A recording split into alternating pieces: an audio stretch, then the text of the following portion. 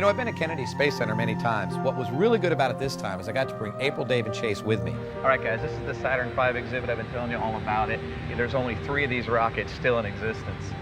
That's some incredible horsepower right there. Yeah, you weren't kidding. It's I mean, huge. if you look at this, is actually the main booster stage. This is the very first stage. I remember seeing these go up when I was a kid.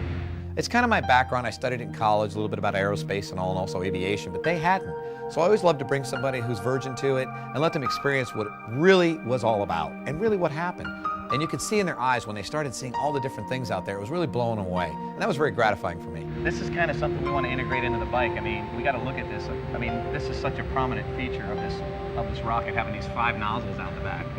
You know, so Chase, Yeah. what do you think of the, maybe we could incorporate this in the exhaust somewhere? We put something in the end of the pipe, like an igniter and a fuel source, so it actually look like it's burning like one of these rockets. Kind of like in the 50s hot rod style? Yeah, something similar, but something a little more extreme, maybe some nitrous, so we get a little blue flame going. All right, let's, Like we're some not going to fire? launch, okay? We're not going to launch the bike, okay? Most people don't get to go behind the scenes at NASA, but we were actually able to do that, and it was just really cool. And the most impressive thing that I thought was the size of the Saturn V. I mean, it was just ginormous to be able to stand underneath it and just look for as far as you could see. It just kept going and going and going.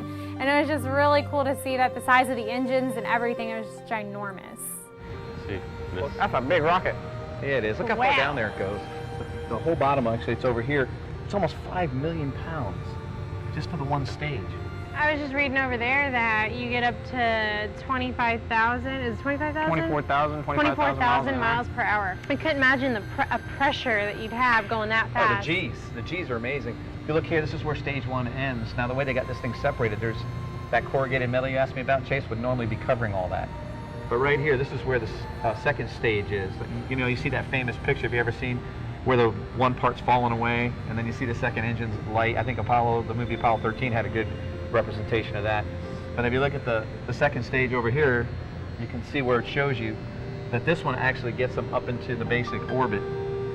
And it only weighs a little over 1 million pounds only. Usually over here. Okay, and gets them up to about 100 miles above the Earth, which is still not far enough to get them free.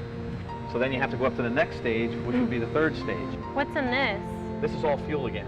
More You got fuel? liquid oxygen and liquid hydrogen this time. But they don't have the lines this time. No, they running actually, through. because these fuels actually mix together, and that's how they actually work. It's pretty cool.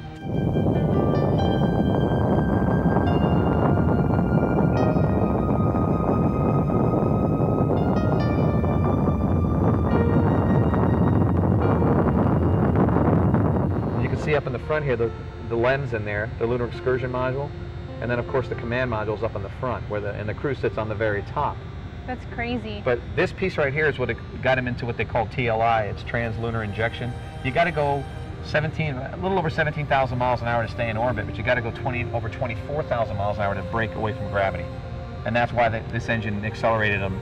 And this is still the fastest man-made spacecraft of this type. That actually, it's really the only true spacecraft that we've ever had. The shuttle's more of a transport system, but it doesn't leave. This one actually is made to go into deep space. No matter how many times I see the Saturn V rocket, when I open that door and walk into that building, it blows me away. These 5 massive main engines just staring in the face. Then you look down the side of the rocket, and as far as you can see, it's all moon rocket, as long as the building. I'm glad it was big because I had to gather some ideas that I can incorporate into this bike. The Apollo tribute bike is very, very important to me, and I've got to get it right. You might say the right stuff, because a lot of NASA engineers and astronauts are going to be checking it out, and I want them all to be happy. It was July 1969 at the nation's spaceport, Kennedy Space Center.